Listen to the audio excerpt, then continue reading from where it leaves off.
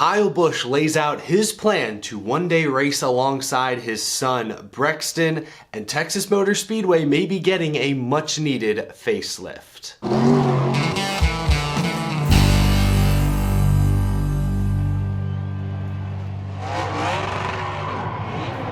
How's it going, y'all? My name is Eric. Welcome to Out of the Groove. I hope your week is off to a wonderful start. We are talking some Kyle Busch today because this past weekend at Richmond, he laid out just how important Kyle Busch Motorsports, KBM, is to not only his future, but his young son Brexton's future. I thought he had some really interesting comments there. We'll talk about that in a moment, but I want to begin this episode as your resident Texas Motor Speedway, I'm not gonna say apologist because even I admit that Texas Motor Speedway is probably the worst track in NASCAR right now, but as your resident Texas Motor Speedway fan, at least for nostalgia's sake, I want to begin by addressing a report that broke late last night. A bunch of y'all sent this to me on Twitter. I had to dig in and do my research to validate these rumors, at least to the best of my ability, because typically when I address a topic on this show, I like to at least cite a reliable source. Now, this source I'm not familiar with, but from what I could tell watching one of their most recent videos, I believe they're affiliated with Mav TV. I'm getting ahead of myself. Here's the tweet everyone sent me last night. From Crash Gladys, she tweeted, "Well, that was a bit of a bomb drop. Kenny Sargent laying it out there that after next year, Texas Motor Speedway is set to blow up / reconfigure to help make the product better." Then he added that IndyCar may or may not be a part of that picture moving forward too. Wait, what? Yeah, that was my reaction as well. What? So I dug in deeper and found the actual clip she's referring to. So she's the co-host of Speed Freaks alongside Kenny Sargent. Here's the clip of Kenny saying basically what she just tweeted. I'm not going to tell you who I heard it from, but a pretty freaking reliable source that come next year, Texas, figuratively, will be blowing up their track.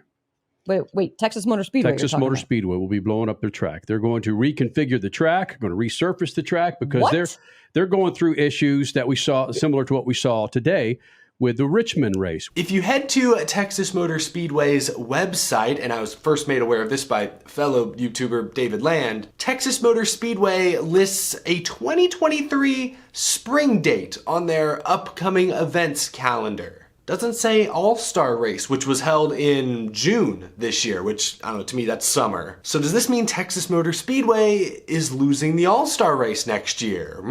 There are a lot of moving parts. I'm gonna set the All-Star Race conversation to the side for a moment. Let's talk about Texas Motor Speedway. When it opened in 1997, it was a crown jewel of Speedway motorsports. 200,000 fans flocked to the first few NASCAR Cup Series race weekends. It was a massive, massive race. They've done things to the facility to try and improve it over the years. You know, they added Big Hoss, the largest HD TV in the world, back in like 2014. But in 2017, they reconfigured the track. They took banking out of turns 1 and 2. They repaved the entire facility. And since then, the racing has struggled.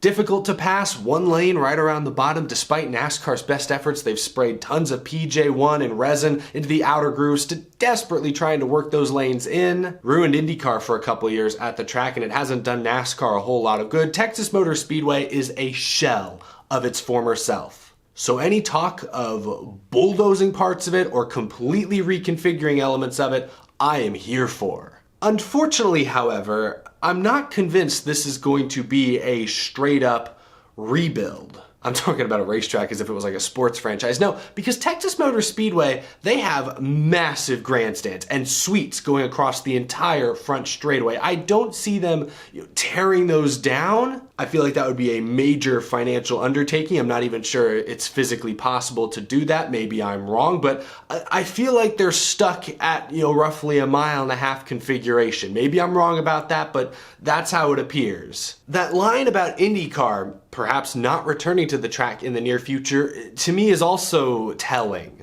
This is just speculation, but that suggests to me that Speedway Motorsports plans on turning Texas into a super speedway. Likely similar to what they just completed over at Atlanta Motor Speedway. You know, I remember back in the late 90s, early 2000s, Texas Motor Speedway and Atlanta Motor Speedway were often considered sister tracks. Both owned by SMI, they were both 1.5 miles in length. I think they both had 24 degrees of banking in the corner, both quad ovals. Of course, the track surface was aged slightly differently, they raced a little bit differently, but to the average viewer, they looked virtually identical. Based on this early rumor/report, I think SMI is looking to achieve the same thing in the modern day. Only now, they're both gonna race like Daytona. I don't know what to say. Again, this is all speculation, but if they're truly considering turning Texas Motor Speedway into a super speedway, I hope they're doing the right thing. It'll be better than what it is now. That goes without saying. But pack races are like candy. I love them. They're delicious. They're fun. They're sweet. But you can't have too many of them without risking the legitimacy of the series, without losing some of the drivers. There are very few drivers these days that would actively support adding another super speedway to the calendar. There's a lot that has to be balanced here. Hey, Atlanta Motor Speedway saw a huge attendance their first race this year with, super speedway configuration. Their second race in the middle of July didn't see great attendance, but it saw a pretty big boost in TV ratings. A lot of fans like super speedway, so if Speedway Motorsports can ensure that new Texas Motor Speedway will bring in way more attendance and will bring in much higher TV ratings, perhaps that would be worth it to the team owners who don't want to spend money wrecking cars at another super speedway. It's all about balance. Look, I've said this for a long time. Super speedway pack racing is uniquely NASCAR. Tell me another motorsport in the world that sends 30 plus drivers off into a 2-3 wide pack at 190 miles and expects them to run like that for an entire afternoon. Pack racing sets NASCAR apart from other motorsports. I don't want to see us abandon it, but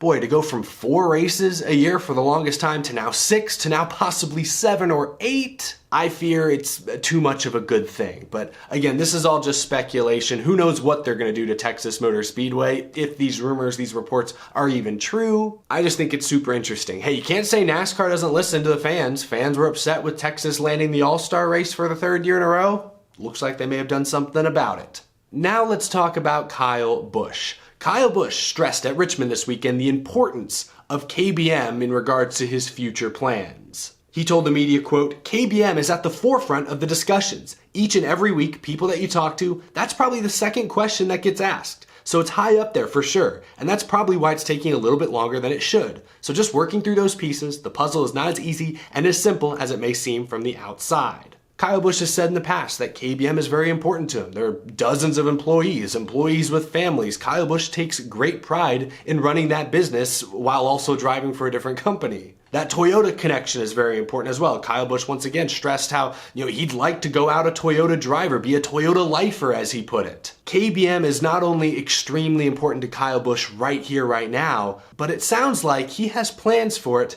that are much bigger than just him. He wants to bring others in on the quote-unquote family business. Here's Kyle Busch laying out his perfect plan for these final years of his driving career. This situation right now is very important to me as well as Kyle Busch Motorsports, because wherever this next place is, whether it's Joe Gibbs Racing or whoever, I would like it to not have to go through this again, right?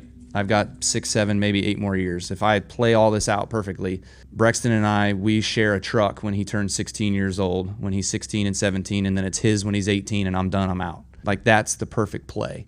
That's really interesting to me. Kyle Busch is 37 years old, so if he races for 8 more years, he'll be what, 45, mid-40s. That's a pretty typical age these days for veterans to begin retiring or stepping away. That soundbite confirms to me that Kyle Busch still very much cares about building the Busch legacy. Obviously his legacy, he wants to continue to win races, chase records, like I've said before. Next on the all-time wins list, I think he's now tied with Kevin Harvick actually, but is Dale Earnhardt at 76 career Cup Series wins. I think that mark is hugely important to Kyle Busch. He wants to continue to move up that list. He wants to be remembered as one of the all-time greats. He wants to be considered as part of that Mount Rushmore when it's all said and done. We've talked recently about, could he take less money to stay with a more competitive team and get a deal done? And this tells me that he is committed still to winning. He's not out there to just ride around, collect a check, race necessarily for the most money. He still wants to race somewhere that will give him a great chance to win and set records and build his legacy. But But this is one of the first times I've heard him really sit down and talk about